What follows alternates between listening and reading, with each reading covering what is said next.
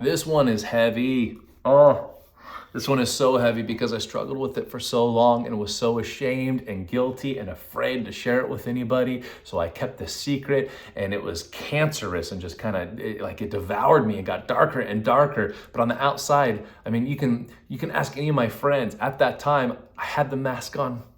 Yeah, it's good. Everything's good. But inside I was dying. I was struggling. There was so much pain. And what's interesting is for a while, I wished there was no tomorrow. That's how much pain I was in. But what's interesting about doing this type of work is now the script is completely flipped. By doing the work that we teach here, that these videos help you with, that we just continue to pour in, by doing the work, you get complete different results.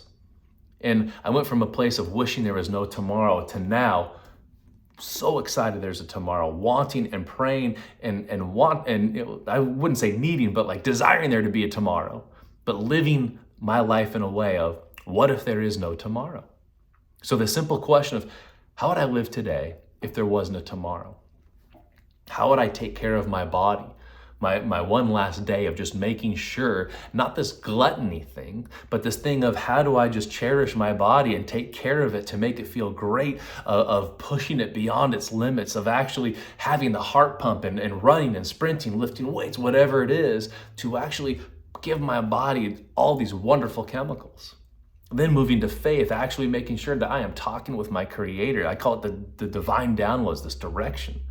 And just continually throughout the day, just having this conversation, I also call co-creating with Christ.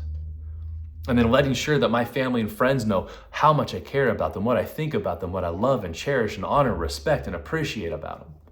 And just sending those messages. And financially, of going, I want to do everything I can to build a legacy. So even when I'm gone, people are still going to benefit from me being on earth, however long it's there for. And then the feelings of making sure that I don't spend another moment in this I'll call it a false place of depression, but a place of peace and love and joy and fulfillment. And what I need to do to make sure that I am living in this place and actually laughing throughout the day and enjoying and just getting to connect.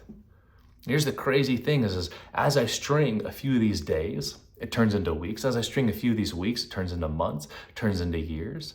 It is such a beautiful and freeing way to live. So here's the kicker now.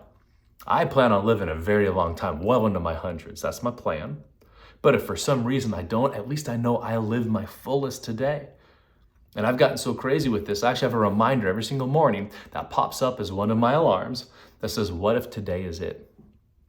And every day I wake up and I see that it's just a reminder of saying, hey, make sure you don't go on autopilot today. Make sure if there's some emotions that they don't go unchecked, that you're not stuffing, you're not sedating. Make sure you experience everything that this world has to offer.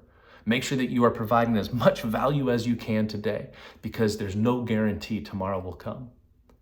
And here's the crazy thing. I've been living that way now for well over, coming up on 2 decades maybe. And it just keeps getting better.